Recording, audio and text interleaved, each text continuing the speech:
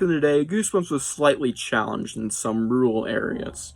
While it wasn't a big widespread nationwide thing, this was pretty small. I believe mostly in Minnesota. Goosebumps was challenged, and some parents wanted to take them off the shelves, which is like, what the hell? That's crazy. So yeah, today we're going to be talking about Goosebumps and its controversy of being too scary for kids. Yeah, some parents thought so. And to answer the question in itself, no. Just making that abundantly clear. We're not going to be citing, we're not going to be talking about whether or not it's too scary for kids. We're talking about the controversy itself. This wasn't huge, like I said, but it's definitely enough, to talk about it in the video. And speaking of videos, we're going to be referring to two videos in this video. I'm having a clusterfuck of words here. A Goosebumps Crew episode that came out recently covering this topic. Thank you guys for accidentally reminding me by uploading this to cover this topic, because it's been on my to-do list for a long time, and now I'm finally getting to it. Hooray. And also a courtroom-esque battle. It's a school conference room between parents and kids who thought these books should be banned and those who thought they shouldn't be banned or taken off the shelves from their library. Yeah. Glad I got that intro out of the way. Hopefully I made everything abundantly clear. This is small. We're not talking about whether or not. We're talking about the argument itself. We'll be bringing up both sides and things that were brought up, and just giving my little thoughts on them, and just kind of sharing the information. So it just should be an info dump video. Not a big one. Hoping to make this around 7 minutes. Hoping. Let's just dive in. Actually, there's really nothing else to be said. So yeah, and those videos, like I said, will be linked in the description. Goosebumps was challenged back in the day, and 3 books in particular were challenged for their titles. Probably many more, but these ones I know the most. Welcome to the Dead House, dead. Say She's in Die, and P. Nelson's gonna be murder. Get it? You get the idea. Some titles had some keywords that weren't liked by parents. And whilst there's a huge frickin' counter-argument that completely demolishes this argument in itself, we're getting to those later. The next big thing that a lot of parents weren't fans of was actually Dead House in itself. And some scenes in Say She's in Die, like Sherry, I believe, going missing. And minor spoilers ahead. And someone, not breathing no more. But there's also, most prominently, and this is still well known, even Stine said this book's too dark for this particular scene, I believe, the flashlight scene in Dead House. And I will say this, I actually can kind of see that. I think these are genuinely fair things to be kind of concerned about in Goosebumps, because they're pushing a little bit of a limit. I think they're approaching YA horror territory when we get into blood and death and gore. And that's not what I go to Goosebumps to see. I don't think anybody wants to go to Goosebumps to see blood, death, and gore. And I think it's a really fucking foolish thing to be going into these books for.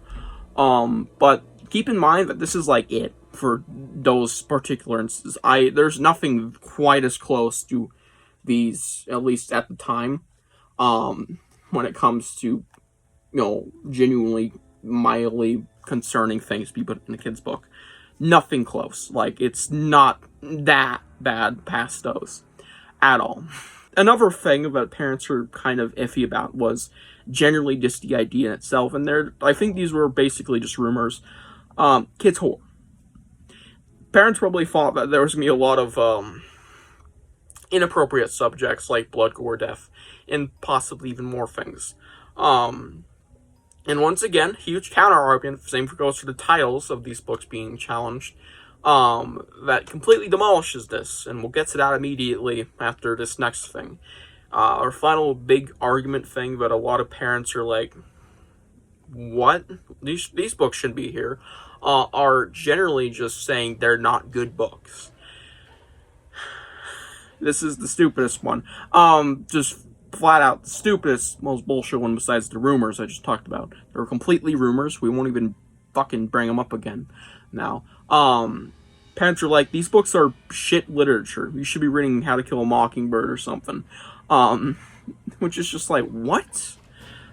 Sure, these books are obviously not divine or freaking, godly made. They're pumped out once a month back in the day. Multiple sometimes. But it's still like, can we just acknowledge the fact that kids are liking them? But it's still an argument nonetheless with parents are like, these aren't very good books. And I believe it's not even just Goosebumps. It's a lot of kids' franchises when it comes to books, and even adult franchises. Talking about Goosebumps here today. A lot of parents are like, these aren't good fucking books. This is bad literature. Because it's just not good. It's not goodly made. It's poor. It's crap. Now getting into the counter arguments that a lot of people, and I mean a lot of people, brought up, especially in that courtroom, quote-unquote, video. It's a school conference room battle. We have the immediate argument of read the damn book. Yep. This is one of the things that some parents, I don't think, even bother to do. And, I mean, I highly doubt. But some of them did, and still said the same shit. These books aren't good for my kids. But, nonetheless, a lot of people said read the book. You'll find out that they're not too scary. And they're generally just not very, very, very bad for my kid. It's not going to traumatize them for the most part, unless your kid's, not exactly good with that stuff. And that brings me to the next thing. Besides, obviously, reading the damn book, you should also let your kid decide if they want to read the book. It should be up to the kids and not the parents, because freedom of choice.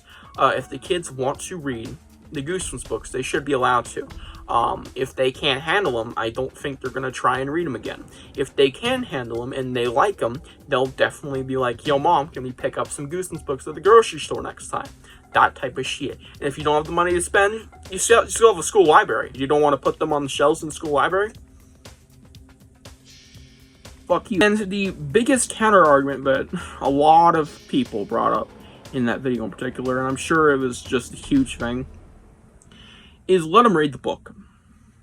Let them read the books, because if they enjoy it, that's a very good thing. It's already a big issue, and especially nowadays, not a lot of people are reading.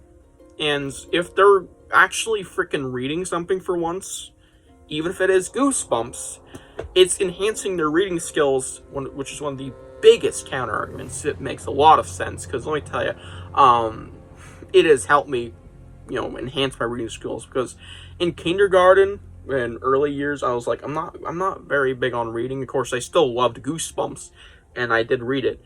But over the years, I've gotten so much better at reading because of Goosebumps, and every time I pick up a Goosebumps book, I can fly through it in just an hour or 2 or 3.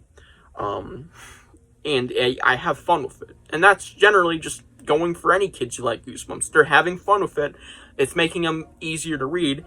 And again, the biggest thing that comes with that counter-argument, for why even ban them whenever kids read them, is why ban them whenever kids read them. Don't ruin it for everybody. Yeah, a lot of kids liked Goosebumps, but some didn't.